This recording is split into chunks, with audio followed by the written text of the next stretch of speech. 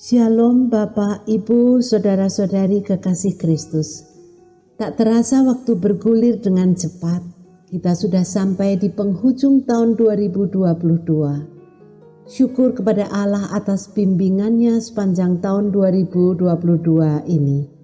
Kita juga bersyukur saat ini kita sedang menjalani masa Advent, mempersiapkan diri memperingati kelahiran Kristus dan menantikan kedatangannya yang kedua.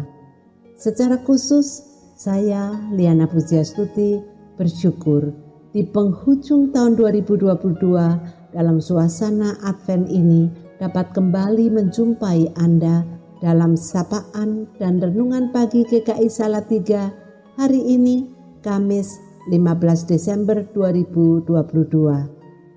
Marilah kita terlebih dahulu memohon bimbingan Roh Kudus agar kita beroleh rahmat dapat menanggapi firman-Nya seperti yang dikehendaki Tuhan. Bapa yang pengasih, sungguh kami bersyukur untuk kasih setiamu kepada kami melewati tahun 2022 dan memperkenankan kami menjalani masa Advent ini. Terima kasih untuk anugerah-Mu, Putra-Mu, Tuhan kami Yesus Kristus bagi kami, sehingga bagi kami yang percaya kepadanya tidak binasa, melainkan beroleh hidup kekal. Saat ini kami datang ke hadirat-Mu, memohon rahmat agar kami dapat memperingati kelahiran Putra-Mu dan menantikan kedatangannya yang kedua kali dengan sikap hati yang berkenan kepadamu. Dalam nama Kristus, Tuhan dan Juru Selamat kami. Amin. Saudara, renungan hari ini bertajuk Jerami dalam Palungan. Firman Tuhan yang mendasari renungan hari ini diambil dari Injil Lukas pasal 2 ayat 1 sampai 7. Nas kita ayat 6 dan 7 berbunyi demikian.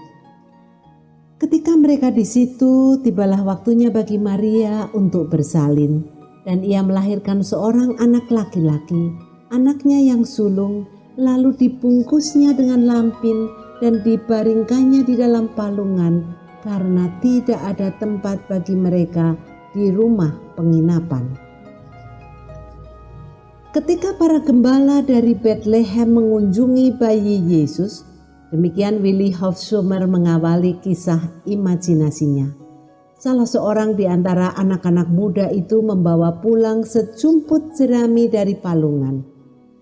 Temannya yang melihat hal itu bertanya, "Mengapa kau bawa pulang jerami itu? Itu hanya sampah, buang saja." Anak muda itu menggelengkan kepalanya seraya berkata, "Tidak, aku akan menyimpannya. Jerami-jerami ini mengingatkanku kepada bayi itu dan apa yang telah disampaikan para malaikat tentang dia." Keesokan harinya, teman-temannya bertanya kepada anak muda yang membawa pulang jerami-jerami dari palungan, "Apakah kau masih menyimpan jerami itu? Mengapa tidak kau buang saja? Bukankah jerami itu tidak ada gunanya?" "Tidak, jerami ini bukan tidak berguna," kata anak muda itu. "Bayi Tuhan telah berbaring di atasnya." Jelasnya lagi, "Bayinya yang terpenting, bukan jeraminya," kata teman-temannya. "Disinilah letak kekeliruan kalian," kata si anak muda. "Jerami ini memiliki suatu nilai. Coba pikirkan, jika tidak ada jerami dalam palungan, dengan alas apa bayi Yesus dibaringkan? Potongan jerami-jerami ini mengatakan sesuatu kepadaku bahwa Allah memakai hal-hal kecil yang tampak tidak berguna. Allah memerlukan kita, orang-orang kecil, untuk membantunya melakukan pekerjaannya." Mendengar penjelasan anak muda itu, teman-temannya terdiam. Saudaraku, benar bukan? Selama ini ketika kita membaca atau mendengarkan kisah Natal, perhatian kita lebih tercurah pada bintang, gembala, malaikat, orang Majus, Maria, Yusuf, dan tentu saja bayi Yesus.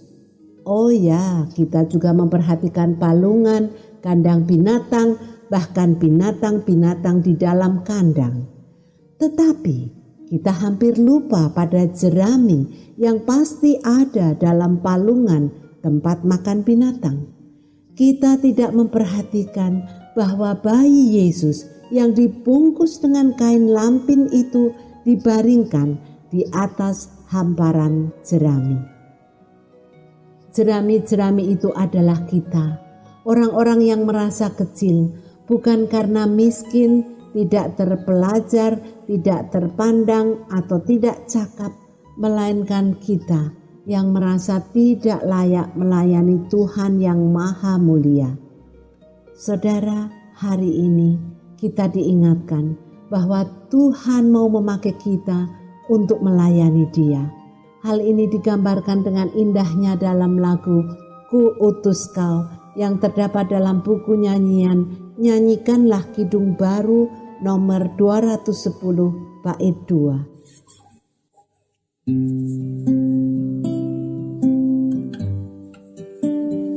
Ku utus Kau membalut yang terluka, menolong jiwa syarat berkeluh, menanggung susah dan derita dunia. Ku utus Kau berkorban bagiku.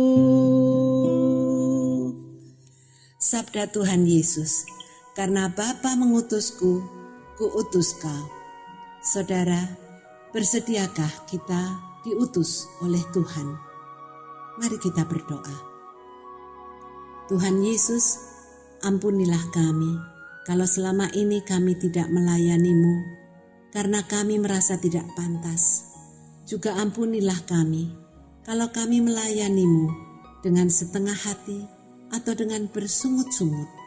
Tuhan Yesus, dalam mempersiapkan diri, memperingati kelahiran-Mu dan menantikan kedatangan-Mu yang kedua, berilah kami rahmat, kesiapan hati yang berkenan kepadamu. Ibarat jerami-jerami, kami ingin berguna bagi-Mu sesuai kapasitas kami masing-masing. Kami mau melayani-Mu dalam keseharian kami dengan sukacita dan sukarela. Inilah kami, utuslah kami. Dalam nama-Mu Tuhan Yesus kami berdoa. Amin. Semangat pagi saudara, selamat melayani Tuhan.